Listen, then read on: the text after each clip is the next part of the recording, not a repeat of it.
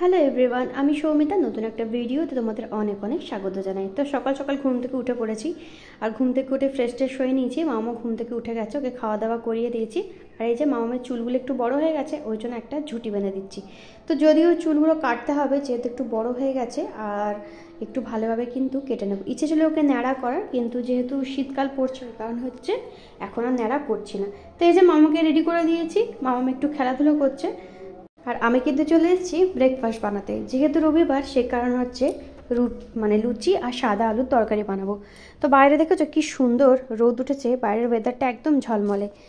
তো ওখানে সাদা আলুর তরকারিটা হতে থাক, আর আমি এদিকে লুচিটা আস্তে আস্তে করে নেবো। যেহেতু ঘড়িতে এখন প্রায় 10:30 মতো বাজে, যেহেতু একদিন ছুটি থাকে, ওই কারণে হচ্ছে একটু লেট করে উঠেছি। আর এই যে লুচিগুলোকে এখন বেলে নেবো, আর গরম গরম হচ্ছে খেয়ে নেবো। তো ব্রেকফাস্ট এখানে সাজিয়ে বরকে দিয়ে দিচ্ছি, আর একটু কিন্তু ক্ষীর বানিয়েছিলাম, তো সেটাও আর কি দিয়ে দিচ্ছি। তো এই যে মামামকে একটু রেডি করে দিয়েছি। এবার হচ্ছে মামাম আর মামামের বাবা যাবে হচ্ছে একটু বাজারে, দেখি কি আনে আজকে, সেই মতো হচ্ছে রান্না টান্না করবো।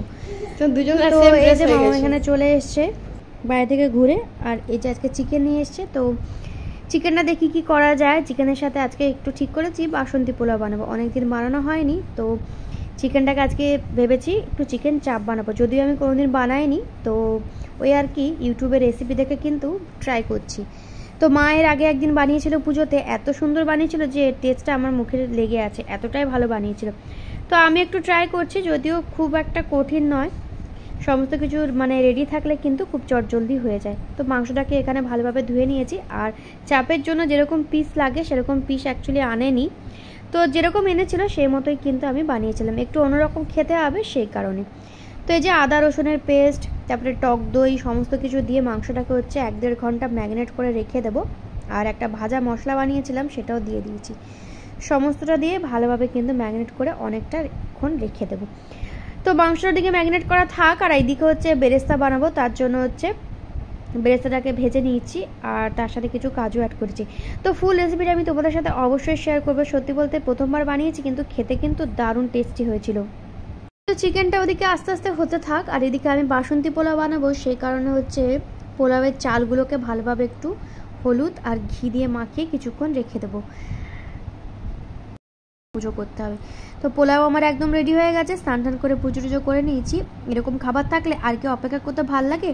তো ঝটপট এবারে দুপুরে লাঞ্চটা সেরে ফেলবার, খাওয়ার আগে একটু স্যালাড কেটে নিয়েছি। এই যে একদম লাঞ্চের থালাটা সুন্দর করে সাজিয়ে নিয়েছি। আর সত্যি বলতে চাপটা কিন্তু দোকানের থেকে কোনো অংশেই কমেনি, খেতে দুর্দান্ত হয়েছিল। ঘড়িতে বাজে এখন সন্ধ্যে 6:30। তো মামাম একটু বলছিল অনেকদিন থেকে পার্কে যায়নি, তো ভাবলাম যে ওকে একটু পার্ক থেকে ঘুরে আসি। তোকে রেডি করে দিয়েছি, আর আমিও কিন্তু রেডি হয়ে পড়েছি।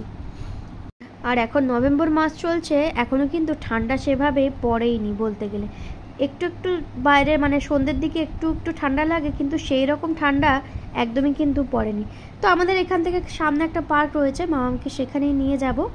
তো এই যে আমরা আস্তে আস্তে যাচ্ছি ওইদিকে, আর পার্কে দেখো পৌঁছেও গেছি। আর পার্কটা যেহেতু অনেকক্ষণ টাইম খোলা থাকে, সেই কারণে হচ্ছে একটু সন্ধে সন্ধে করে অনেকদিন পর কিন্তু এলাম। মামাম তো ভীষণ খুশি হয় পার্কে গেলে, যেহেতু সারাদিনও যেতেও পারে না। তো পার্কে এলে কিন্তু বেশ খুশি হয়। তো এই যে এখানে পার্কে যা যা রাইডগুলো রয়েছে, এখানে কিন্তু মামাম একটা বান্ধবীকেও পেয়েছিল, তো তার সাথে হচ্ছে আর কি খেলা করছিল।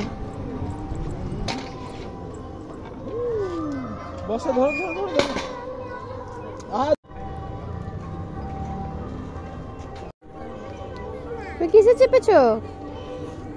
হ্যাঁ,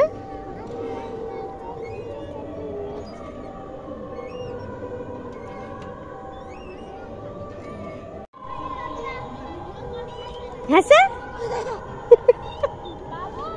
হাসো, তুমি কিসে চেপেছো?